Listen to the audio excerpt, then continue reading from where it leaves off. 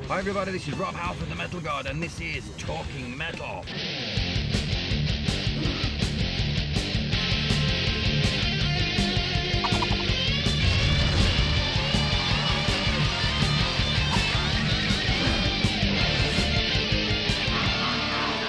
Hi, I'm Mark Striegel.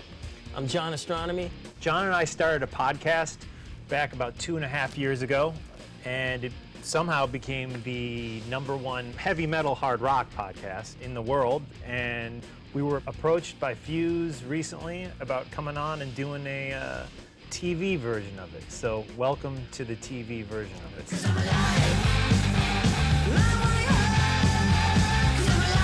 I've never done this. This is crazy. Right. An interview in a van going to your signing for the amazing book, The Heroin Diaries. In New York City, my favorite city in the world. We talked about The Heroin Diaries, which is an amazing book. I've been carrying this book with me for 7 days in a row. Yeah. Showing it to everybody. There's the quest for what's going on. How can I be on a jet selling out arenas, be on the cover of Rolling Stone, and something's not firing right? Something's misfiring in my stomach, and I don't know what it is. Not saying I didn't have fun. I won't apologize for the debauchery. It was a great time, and I still have a great time, but there was just something missing. And that's what I get out of the diaries more than the drug addiction, is the quest for what went wrong.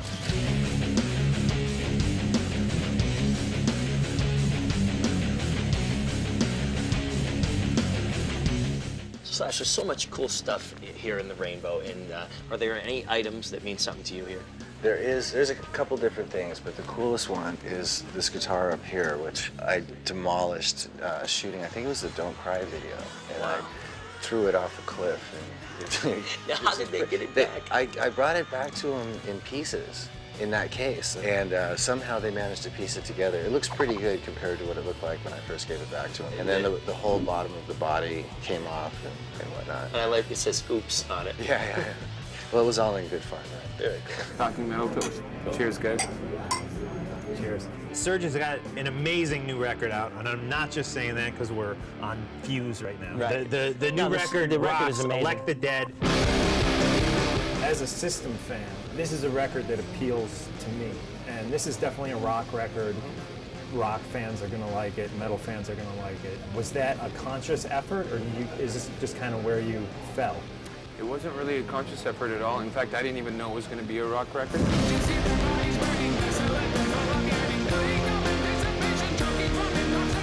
Honestly, I'm not the best singer in the world, I'm not the best guitarist in the world, I'm not the best of anything in the world, but I'm the best at presenting things that I have in mind, you know? So I was able to do that with these songs in a very honest and organic way. So we left the bar, headed over to check out Kerry King's Snake collection. Well, see, these are all carpet pythons right here. That's a natural appearing specimen. This is a color morph that's man-made. Just through breeding and... Through breeding. Yeah. So once you get that, that's what people like. That's what people are into. These ones are called jaguars. That's one of the most popular morphs right now. This one is pretty cool. That's called a granite pattern. See how different it is from anything you've seen. And then I want to show this one because I produced this last year and he's pretty sexy. Wow. In normal terms, you'd say this snake's rock and roll, but this snake's metal. I would love for everybody in the carpet community to see this snake because it's going to be cool. Next year, he's going to be bred. It's real science behind all this. Yeah, it's genetics. And what is your most dangerous snake? Probably that big-ass albino right here. I don't touch retics. King don't touch a retix. Wow. I mean, they're so strong. It's amazing how strong they are. And so many of my friends get hit and their tendons get ripped. And I can't do that. Yeah, right. Sure. It's your I career. can't. Yeah. And what would you feed a snake like that? Pretty much anything it wants. Wow. And it was really cool to hook back up with Lamb of God. Every time I see this band, they blow me away.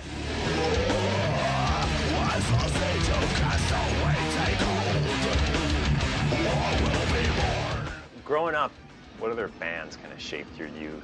You know, like all the old thrash bands, Anthrax, Testament, you know, you name it. I was listening to it. If you go down the list of bands that like we kind of came up listening to and idolized as kids while we were learning to play and stuff, you know, we've really toured with most of those bands. Pretty much all of our, you know, early heroes in metal. Dave Mustaine wound up being a far bigger character and a lot more fun than he's even made out to be. Well, it's a good thing I didn't see your shoes before we filmed this. Mine? His. Oh, his. Oh, I'm sorry. All right. That's fine. His brain sets, and then you have his shoes.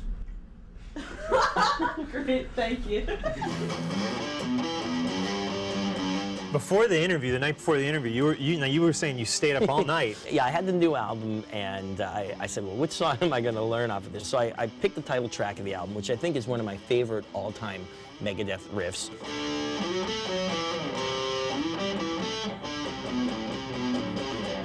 That part's crazy. Are you playing a harmony or that?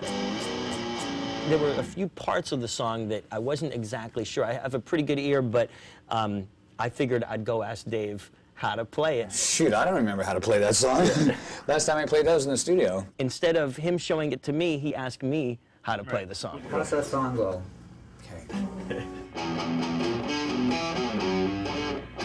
You're going the octave, right? That's what I was. You know, when we go into the studio to create stuff, we work on the song, we build the song, we turn it into what it is, we record it, and then let it go. Sorry, I'm not retarded. I'm just trying to learn the song again. Now, I love these goat heads. This is out of control. All right, yeah, so that's like a real goat head. This is a prop from the movie, the Hammer movie, The Devil's Bride. I have a bunch more goat heads, and like, there's a shrunken head right there. I heard that you have a skeleton of a two-headed baby. Is that true? Yeah. That's insane. My favorite part of the interview is when I got to talk to Glenn about his current album, The Lost Tracks of Danzig. Now, what's really great about this record is it's a collection of a ton of cool tracks that, just for some reason or another, didn't make it on to all of Danzig's albums. What I like is that there are 2 discs, each with 13 songs, specifically. Yeah. There's stuff that was supposed to be on EPs in between Danzig 6 and 7, and that's still in chronological order. And then I did the liner notes kind of for each song to give a brief history for each track so you know kind of what record it was from or what session it was from and why it didn't make it and things like that. You don't even have to go down, babe. And this is supple yet sexy. Oh, jeepers, G-Willikers. Yeah! More lions. Zach actually spoke to us about when he first met Ozzy. Oh, obviously, definitely grabbing my pants, you know, because he's the greatest. You know, I worship the ground he walks on. Him and my father are the coolest guys on the planet. You know, all he told me when I came in there, he just goes, Zach, just play with your heart. Just play with your heart. I've watched this guy come from being a tall, skinny guy with a dream that he wanted.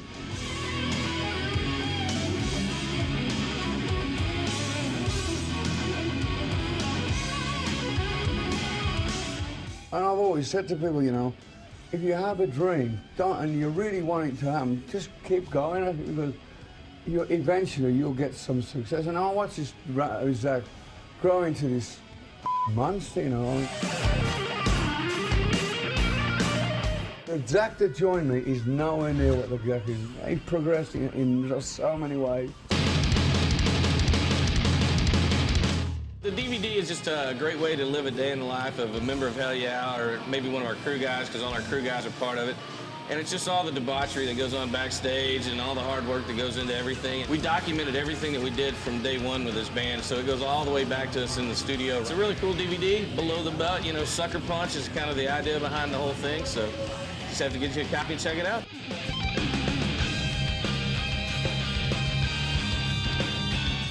Basically what we're doing is this company approached us called Uncle, and they suggested, you know, why don't we do a line of Ipecac toys? And I said, well, what does that mean? You know, I don't want to be a character, you know, I don't want to be a toy. And they said, well, why don't we do them for each band on your label? Sound like a good idea? They sent us some mock-ups, and they look really cool.